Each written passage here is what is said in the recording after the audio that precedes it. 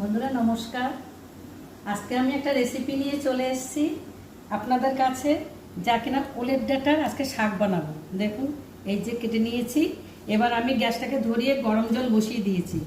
আগে ধুয়ে টুয়ে নিয়েছি, বেশ সুন্দর করে কেটে ধুয়ে নিয়েছি। এবার আমি সিদ্ধ বসিয়ে দেব। এটা 5 মিনিটের জন্য একটু ঢেকে দিলাম। গরম জলে দিয়ে দিয়েছি, এবার ঢেকে দিয়েছি। এই ফাঁকে দিয়ে আমি এই যে এর জন্য আমি এই চিংড়ি মাছ লাগবে, আর এই সব উপকরণগুলো লাগবে। এই যে হলুদ, তেল, জিরে, লঙ্কা, কালো জিরে, এই লবণ, একটু চিনি, টমেটো, একটুখানি পেঁয়াজ কুচি, লঙ্কা কুচি, শুকনো লঙ্কা, তেজপাতা, রসুন। এইবার আমি আগে এই যে চিংড়ি মাছের মাথাগুলো আপনারা ফেলে দেবেন না। এই তরকারিতে যদি ভেজে বেটে দিন তো খুব টেস্ট আসে। তা আমি তার জন্য কি করব, এইবার এই যে চিংড়ি মাছের মাথাগুলোকে এই যে এই পাশে এই সিদ্ধ হচ্ছে এটা, আর এখানে আমি একটু তেল দিয়ে ভেজে নেব।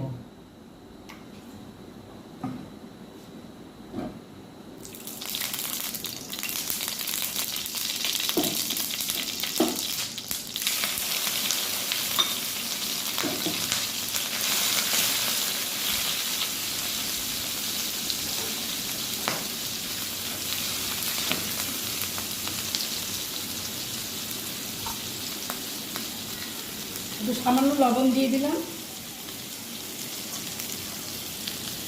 আর একটু হলুদের গুঁড়ো দিয়ে দিলাম।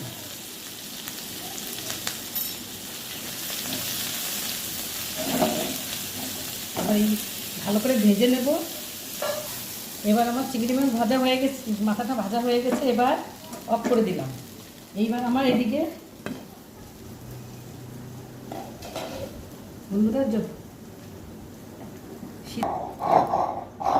বন্ধুরা এই যে মাথাটাকে এবার বেটে নিচ্ছে একটু।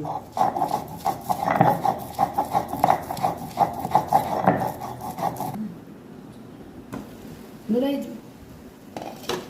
যে ওলের ডাঁটাটা সিদ্ধ হয়ে গেছে। এবার আমি এটা নামিয়ে